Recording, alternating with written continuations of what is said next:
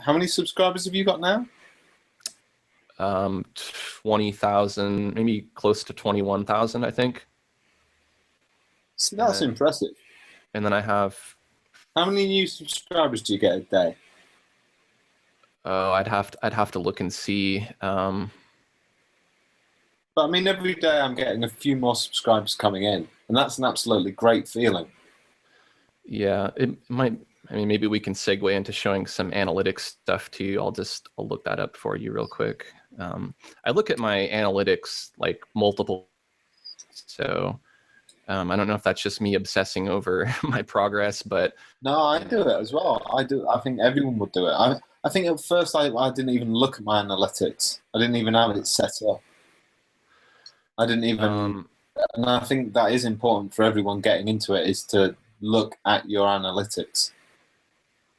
Yeah, as far as how many I get per day, it looks like my average is right around 30, and about 800 or so per month. So that's stayed pretty steady. Like it's gone up a little bit and gone down a little bit and gone back up a little bit, but I'm not. I don't know if I've ever broken much over like 1,000 a month. Let's do a little screen share. Let's look a little bit into the analytics real quick. I will just make it larger on my screen. Okay, so this is my stats for this month, or for the last 30 days. So your analytics are very helpful because they'll show you, for instance, if I look here, I can see which days I'm getting more subscribers. And then if I want to dig deeper, I can look at which video getting the most subscribers. So if I scroll on down here, I can see how to draw on a tablet 2015. That's getting 52 per month. You can see how many you lose. This gives you an idea of what videos are bringing in subscribers. So maybe these are videos that you want to feature more in other videos. Maybe these are videos that you want to feature prominently on your channel, or you want to share more often. Because these are really what's pulling in the most subscribers. And you can see it drops off pretty quickly, a couple of videos that really bring in subscribers, and then the rest, it's like maybe a couple here and there, but I have 600 or so, or nearly 600 videos, so it adds up. If we go to here, this is basically my lifetime stats for YouTube. I started it at 2013 because I actually created a YouTube account in like 2008, but I didn't post anything to it, so I went ahead and just cut that off. And I'm the same. I started a YouTube account years ago, but it was only three or so months ago that I actually posted anything to it. Yeah, I actually changed the name of it as well, Ben. Mm-hmm. Yeah, I wish I had picked my actual name rather than whatever I have, because it's. But fortunately, they set it up to where you can just go to youtube.com/Aaron Rutten and it takes you to my channel. But the orange line is my subscribers and the blue line is my views. So you can see they pretty closely match each other as far as going up and down. Right here, right in the beginning, this is where I started to get serious. This is when my roommate moved out and I said, I need to start putting out videos all the time. And I was doing them probably kind of, well, here, let's switch our analytics. I'm going to compare metric to more metrics, videos published. So now we can see views compared to videos published. And I'm going to change this to monthly.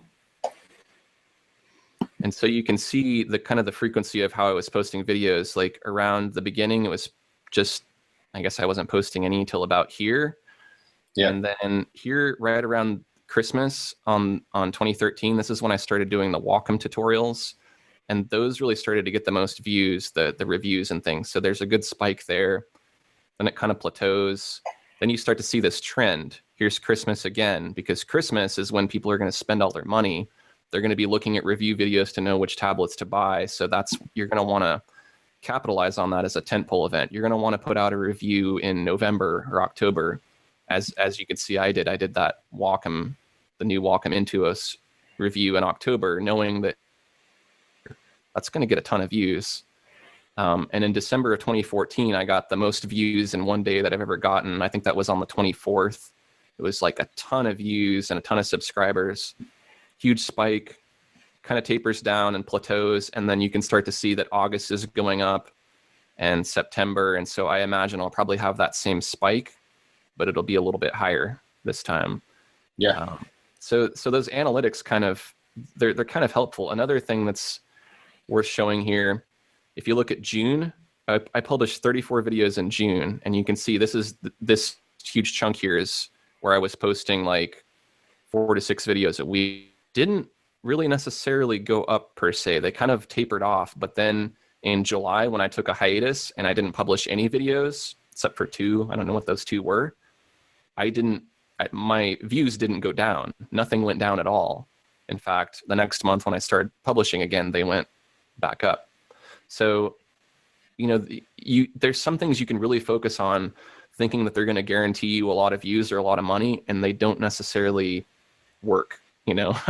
Like I could maybe do nothing and never post a video to my channel again, and it might still grow at the same rate. So it's trial and error.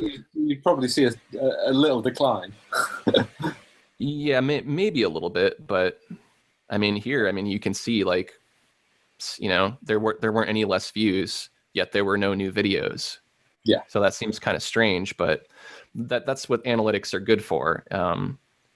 We talked about this earlier, the traffic sources. Okay, so this shows you where your views are coming from. Are they coming from YouTube search, suggested videos, other people's videos that they watch that are suggesting your videos? External is videos where your content has been embedded or shared on other websites. So if we look at search, this is what people are searching for the most, Wacom Intuos. So if I make any kind of Wacom Intuos video, that's probably going to get the most views out of anything that I make. Drawing tablet's really popular. Intuos, Corel Painter. Again, these are very broad. And then they start to go towards more specific as you get down towards the bottom. I mean, most of these are going to be pretty broad for quite a while. Videos I do that are like how to paint a horse playing golf, like those don't get hardly any views because no one's searching for that. But yeah, that's analytics in a nutshell. You definitely want to check those out. God, I was just looking at my numbers compared, and they look woefully inadequate. Yeah, but I mean, look at where mine started. Like you've been up how long? 6 months? Half that. Yeah, so you're 3 or 4 months in comparison. You're no further behind than I was at that same point. And if you follow the same formula, then you would probably have the same results, I would think. So to me, it's like it's just that steady climb down. So you could see each month it was a spike and then it leveled off, and a spike and then it leveled off. I mean, ideally you want to be making traction. But for us, I believe, at least if we're going to be doing reviews, November and December, that's the bonus months right there. Like you want to be doing as many reviews as you can leading up to that point. And then everything else that you do between January and October, probably not going to matter too much, as far as like really trying to get a big boost.